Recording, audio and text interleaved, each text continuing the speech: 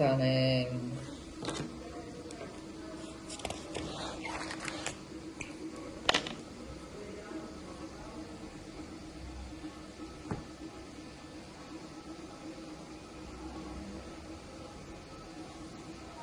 Сега, моята идея е да започваме с музика. Примерно, пускам...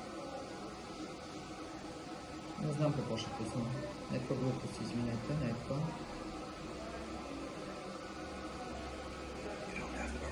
Извинявайте. Но има малко реклами. Имаме ли запис? Да. Примерно. Аз се танцувай малко сега. Да танцувам? Да. Така. Здравейте! Здравейте! Радвам се така.